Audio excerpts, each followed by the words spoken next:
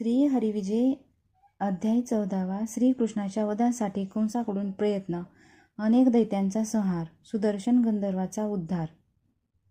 श्रीकृष्णाचा वध कोणाकडूनही होईना म्हणून कंस चिडला. त्याने एका मागून एक असे अनेक दैत्य श्रीकृष्णावर पाठविले. त्यांची वाट श्रीकृष्णाने कशी लावली ती पहा.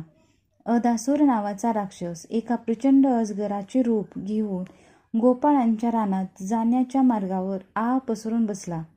सकाळी सारे गोपाळ, गायी, वासरे, श्रीकृष्ण, बळराम रानात जाताना त्या राक्षसाच्या मुखातून पोटात गेले आणि गुदमरू लागले. श्रीकृष्णाने आपले विराट रूप धारण केले. अजगराचा जबडा व तेथून सारे शरीर फाडले. तेव्हा सारी मंडळी सुखरूप बाहेर आली. अधासूर मात्र तेथे मरून पडला. अधासुराच्या वधाची बातमी कळताच कंसाने धेनुकासूर नावाचा राक्षस पाठविला. तो एका धष्टपुष्ट बैलाच्या रूपाने येऊन गोकुळातील रानात गवळ्यांच्या गायीत मिसळला.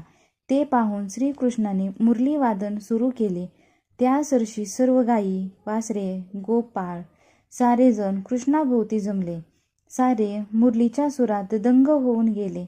श्रीकृष्णाने एकदम मुरली वादन थांबवून धेनुकासुराजवळ उडी घेतली. त्याची शिंगे दोन्ही हातांनी धरली. गरगर फिरवून त्याला जमिनीवर आपटले. त्या सरशी त्याने अकराळ विक्राळ स्वरूप धारण केले आणि तो धाडकन जमिनीवर मरून पडला. धेनुकासुराच्या वधानंतर कंसाकडून केशी नावाचा राक्षस आला. त्याने पर्वतासारख्या एका प्रचंड घोड्याचे रूप घेतले आणि तो गोकुळाभोवती टापटाप करीत फेऱ्या मारू लागला. त्या भयंकर आवाजाने आता गोकुळ पाताळात बुडते की काय असे साऱ्यांना वाटू लागले. श्रीकृष्ण सिंहासारखा त्याच्यावर धावून गेला. त्याने केशी घोड्याचा एक पाय पकडून त्याला दूर भिरकावून दिले. केशी कसाबसा सावरला आणि आपला जबडा पसरवून कृष्णावर धावला. श्रीकृष्णाने एका हाताने त्याच्या तोंडात हात घालून त्याची जीभच उपटून काढली.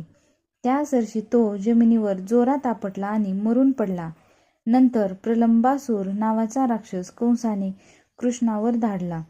तो बैलाच्या रूपाने आला. श्रीकृष्णाने युक्तीने त्याची शिंगे धरून त्याला जमिनीवर आपटले आणि ठार मारले. एके दिवशी चांदण्या रात्री श्रीकृष्ण आणि बलराम वसंतवनात गवळणीबरोबर कालिया मर्दनाचा खेळ खेळत होते. त्याच वेळी कंसाने पाठविलेले शंख आणि चूड हे दोन राक्षस गायीची रूपे घेऊन आले. ते सारखा हंबरडा फोडू लागले. गायींना वाघ वगैरे धरून नेत असेल अशा कल्पनेने कृष्णाने व बलरामाने दोन वृक्ष उपटले व त्या दिशेने टाकले. तेव्हा ते दोघे राक्षस वाघाचे रूप घेऊन कृष्ण आणि बलराम यांच्यावर चालून आले. त्या सरशी कृष्णाने व बलरामाने त्यांच्या डोक्यात वृक्षांचा प्रहार करून दोघांना ठार मारले. एके दिवशी एकादशी होती. नंदाने दिवसभरात कडक उपवास केला. काही खाल्ले नाही की तो काही प्याला नाही. दुसऱ्या द्वादशीच्या दिवशी पहाटे नंद यमुनेवर आंघोळीला गेला.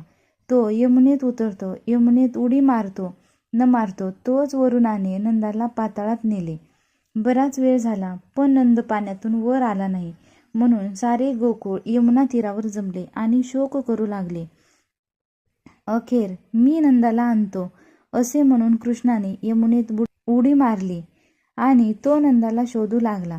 यापूर्वी कृष्णाने केलेले अद्भुत पराक्रम आठवून कृष्ण नंदाला घेऊन आल्याशिवाय राहणार नाही याची यशोदेला खात्री होतीच.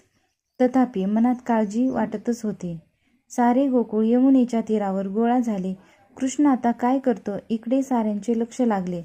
तिकडे नदीत नंदाला शोधता शोधता कृष्ण तळाशी गेला. तेथून तो वरुण लोकात जाऊन पोहोचला. कृष्ण स्वतः येताच वरुणाने आपली चूक कबूल केली. कृष्णाचा सत्कार केला आणि नंदाला त्याच्या स्वाधीन केले. नंद आणि कृष्ण यमुना तीरावर येताच सारे गोकुळ आनंदाने नाचू लागले. सर्वांचा कृष्णावर अधिकच विश्वास बसला. देवीच्या यात्रेतील एक प्रसंग. नंद, यशोदा, कृष्ण, बलराम, गोप, गोपी सारे गोकुळ देवीच्या वनात थाटामाटात गेले. तेथे देवाची पूजा झाली. हसत खेळत जेवणे उरकली. सारे गप्पा गोष्टी करीत बसले होते. इतक्यात एक प्रचंड अजगर आला. त्याने नंदाला गळ्यापर्यंत गिळून टाकले. शेवटी कृष्णाने अजगराला लाथ मारली. त्याने आपल्या हातातील शस्त्राने तो महासर्प उभा चिरला आणि नंदा सोडविले. इतक्यात त्या अजगराच्या देहातून एक दिव्य पुरुष निघून त्याने कृष्णास साष्टांग नमस्कार घातला आणि तो म्हणाला, हे पुरुषोत्तमा श्रीकृष्णा, मी विद्याधर गंधर्व आहे. मी ऋषीच्या शापामुळे सर्प झालो होतो. एकदा उन्मत्त होऊन स्त्रियांसह जलक्रीडा करीत असता काही ऋषी त्या वाटेने जात होते. त्यांना मी नमस्कार केला नाही. तेव्हा त्यांनी मला शाप दिला, तू सर्प होऊन वनात पडशील. नंतर त्यांनी मला उशाप दिला, श्रीकृष्ण देवी यात्रेसाठी शक्ती वनात येईल. त्यावेळी त्याच्या चरणस्पर्शाने तुझा उद्धार होईल. आज तुझ्या कृपेने माझा उद्धार झाला. नंदाची संकटातून सुटका झाल्यावर सारे गोकुळ यात्रेहून परत आले. त्याच वेळी नारद मुनी कंसाला भडकवून गोकुळात आले. ते कृष्णासह जाऊन त्याला म्हणाले, श्रीकृष्णा, कंस फारच मातला आहे. त्याने बाणासूर, वज्रासूर, भौमासूर, शिशुपाल, वक्रदंत, कालयवन इत्यादी दैत्यांबरोबर राक्षस देऊन वनात पाठविले आहेत. त्यांनी तेथे ऋषींची यज्ञस्थळे अपवित्र केली. त्याने लोकांचा छळ चालविला आहे. गोकुळांचे संरक्षण त्यांच्यापासून कर. अखेर श्रीकृष्णाच्या आग्रहाने गोकुळातील सारे लोक वृंदावनास राहण्यास गेले. तेथेही कंसाने त्याच्यावर वेगवेगळे राक्षस पाठविले. प्रलंब, बकासूर, कामासूर, खगासूर वगैरे सर्व दैत्यांचा श्रीकृष्णाने निकाल लावला. एके दिवशी 2 प्रहरी गोवर्धन पर्वतावर श्रीकृष्ण गोपाळांसह गायी चारीत असता कंसाने त्या ठिकाणी अकस्मात अग्नी लावला. वाळलेले गवत लागलीच पेटून अग्नीचा एकच भडका झाला. त्यामुळे सर्व गोप घाबरले. तेव्हा श्रीकृष्णाने विशाल वदन पसरवून तो अग्नी गिळून टाकला. सर्वांना संकटमुक्त केले. अशा प्रकारे श्रीकृष्णाने गोकुळवासी जनांना वेळोवेळी संकटातून वाचवले. जय श्रीकृष्ण.